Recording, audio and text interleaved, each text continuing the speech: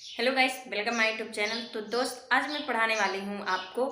जैसे पीछे आप फिगर देख रहे हैं कि मैं क्या पढ़ाने वाली हूँ। ठीक है, तो चलिए हम स्टार्ट करते हैं। ज़्यादा बात बिल्कुल नहीं करेंगे।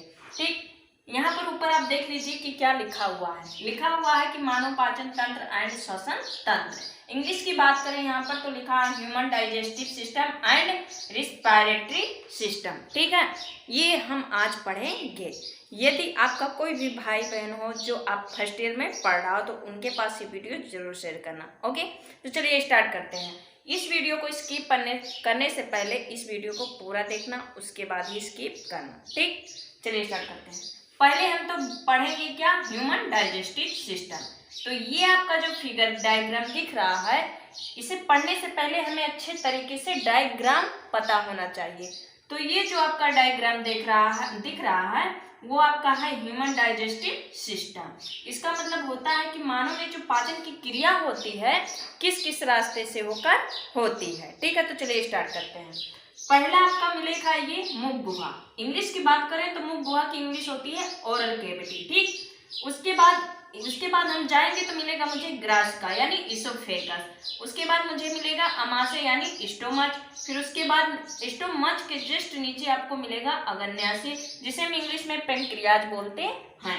और नीचे उसके बाद जाएंगे तो हमें मिलेगा छोटी आंत यानी छोटी आंत मिलेगा। छोटी आंत की इंग्लिश जो होती है स्मॉल इंटेस्टाइन। ठीक, उसके बाद ये छोटी आंत से होकर जाएगी आपकी बड़ी आंत में यानी लार्ज इंटेस्टाइन। तो उसके बाद गुदा द्वार के माध्यम से यानी एनस के माध्यम से बाहर चली जाएगी। ठीक है, और उसके बाद यहाँ इस तरह आपको मिलेगा पित्ताशय और यकृत मिलेगा यानी लीवर और गॉल ब्लैडर।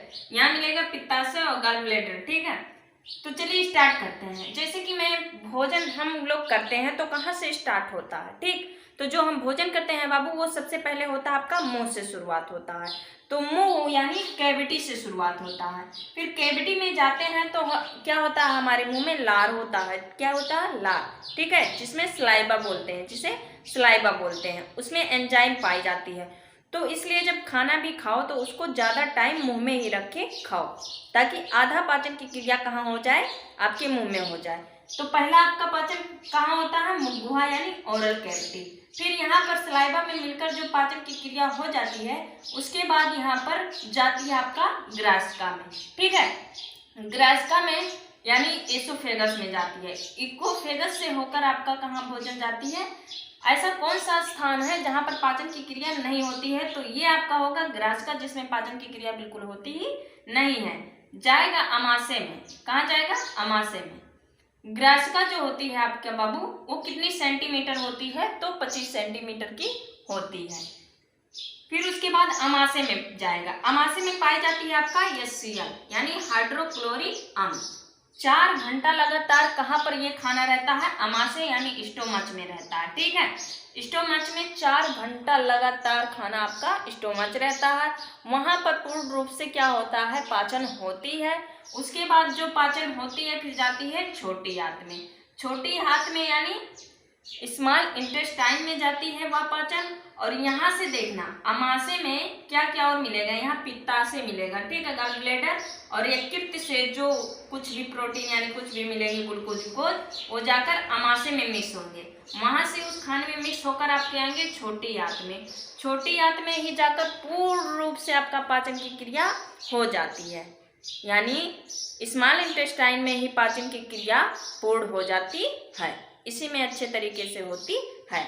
उसके बाद जाती है बड़ी आंत में। बड़ी आंत में जो कुछ मतलब अवशोषित मतलब अपचित भोजन होते हैं वो बड़ी आंत में जाते हैं।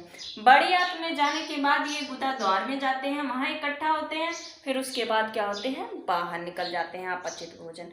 तो इतने जगह से पाचन की क्रिया होती है। ठीक है, आई होप समझ में आ गया होगा। पहला कहाँ, मुख गुहा यानी ओरल कैविटी। फिर जाता है ग्रासिका में। ग्रासिका से होकर अमाशय में जाता है, जो कि 4 घंटा यहाँ पर पाचन की क्रिया होती है। अमाशय में जाकर वह पित्ताशय कुछ और यकृत में कुछ प्रोटीन और ग्लूकोज लेता है। उसके बाद जाता है छोटी आंत में। छोटी आंत में ही पाचन की क्रिया पूर्ण हो जाती है। और उसके बाद जो अपचित भोजन होते हैं वो बड़ी आंत में यानी लार्ज इंटेस्टाइन से होकर गुदा द्वार यानी एनस में जाते हैं और बाहर निकल जाते हैं। जो अमाशय होता है, अमाशय के जस्ट नीचे आपको अग्न्याशय मिलेगा, जिसे इंग्लिश कहते हैं पेनक्रियाज। उसके जस्ट इधर साइड आपको मिलेगा पित्ताशय, हरे कलर का होता है, और यकृत यानी लीवर मिलेगा। ठीक है, जो हम नेक्स्ट वाले वीडियो में पढ़ाएंगे। तो ये आपको समझ में आ गया होगा ह्यूमन डाइजेस्टिव सिस्टम, यानी उसके हमने फिगर यानी डायग्राम समझाया कि किस किस जगह से होकर भोजन जाता है, कहाँ कहाँ पर पाचन होता है। तो पहला क्वेश्चन ये याद रखना है कि जो पाचन की क्रिया, ऐसा कौन सा जहाँ पाचन की क्रिया नहीं होती है, तो होता है इसोफेगस में, ग्रासिका में। ठीक है, अब ये समझ में आया। अब नेक्स्ट चलते हैं, ये क्या आपका है, तो ये है रिस्पायरेटरी सिस्टम यानी श्वसन तंत्र, मानव श्वसन तंत्र, ह्यूमन रिस्पायरेटरी सिस्टम, मानव श्वसन तंत्र। खाना तो मैंने बता दिया कि किस किस रास्ते से जाता है भोजन, अब श्वास किस किस रास्ते से जाएगा वो देखना। तो इससे ऊपर वाले को बोलते हैं नासाद्वार यानी नोज। ये वाला आपका मिलेगा ओरल कैविटी, मुख गुहा। ठीक है, उसके बाद आपको गर्सनी मिलेगा, फेरिंग्स, फिर श्वास नली, ट्राकिया, फिर उपास्थि वलय मिलेगा, रिंग्स आर्म, ये कार्टिलेज। फिर यहाँ लैरिंग्स हो गया, ये आपका श्वसनी हो गया, ये श्वसनिका हो गया, ये आपका कोपिका कोश हो गया, ये डायफ्राम हो गया, और इधर पसलियां हो गई, रिब्स, और यहाँ फुसफुस यानी लंग्स हो गए। ठीक है, यहाँ मैंने दो जो फुसफुस यानी फेफड़े बनाए हुए, ये आपको दिख रहा है फेफड़ा है जो तो हमने बनाया है, एक में पसलिया को रख दिया गया और एक में आपको कोपिका कोश रख दिया, यानी दोनों हमको समझाना, इसलिए एक में हमने पसलिया यानी रिब्स को रखा, एक में कोपिका को रखा। ठीक है, तो चलिए स्टार्ट करते हैं। एक तो आपका नासाद्वार यानी नाक से सांस जाता है, मार्ग होता है ना न, जो श्वसन क्रिया का मुख्य अंग होता है वो फेफड़ा होता है, नहीं हम फेफड़े से सांस लेते हैं, नाक से नहीं। नाक तो सांस जाने की एक जरिया होती है, रास्ता होती है। ठीक है, तो नाक से लेते हैं और मुंह से लेते हैं, लेकिन मुख्य आपका क्या होगा, नाक, यानी नाक बंद, जब हम नाक बंद करते हैं तो क्या होता है कि हम मुंह से भी सांस ले सकते हैं, लेकिन मुंह में वो चीज नहीं मिलेगी जो सांस को क्या करेगा, शुद्ध करेगा। ठीक है, तो चलिए स्टार्ट करते हैं। जो हमने सांस लिया वो नाक से हमने लिया, ठीक है, और नाक से होते हुए हमें कहाँ मिलेगी, ये जाकर किसमें मिलेगा, गर्सनी में। गर्सनी में जाएगा यानी फेरिंग्स में। फेरिंग्स ऐसा कौन सा स्थान है जहां खाना और श्वास दोनों मिलते हैं, तो वो मिलते हैं फेरिंग्स यानी गर्सनी पर मिलते हैं। ये आपका कंठ होगा, लैरिंग्स, जो क्या होता है, आवाज को क्या मीठा यानी सुरीला बनाता है। जिसका कंठ का जो दीवार भित्ति होती है, जिसकी मोटी होती है उसकी आवाज क्या होती है, मोटी होती है, और जिसकी पतली होती है उसकी आवाज क्या होती है, मीठी और सुरीली होती है। ठीक है, तो इसका ये लैरिंग्स होगा। उसके नीचे आप जाएंगे तो श्वास नली मिलेगा, श्वास नली यानी ट्राकिया, यही इसी के रास्ते के माध्यम से श्वास जाता है, और ये जो रिंग्स बने हुए हैं इसे हम बोलते हैं उपास्थि वलय। श्वसनली में जाकर ये नलिया, श्वसनली क्या हुआ कि दो नली में विभाजित हो गया। जैसे एक पेड़ नहीं होता है, कई शाखाओं में विभाजित होता है, वैसे जब अकेला था तो श्वासनली था, ट्राकिया था, बट यह दो भागों में बट गया तो उसे बोलेंगे श्वसनी। क्या बोलेंगे, श्वसनी। फिर यह श्वसनी कई शाखाओं में बट गई, यानी कई ब्रांचेस में बट गई, जिसे हम बोलेंगे श्वसनिका। ठीक है, श्वसनिका, ये समझ में आई। अभी श्वसनिका में सांस गई, सांस श्वसनिका में गई, श्वसनिका में जाने के बाद यहाँ पर मिलेगा कोपिका कोश, यानी एक फूली हुई क्या मिलेगा, कोपिका, कोपी की तरह। ठीक है, उसमें जाता है आपका श्वास, एकत्रित होता है।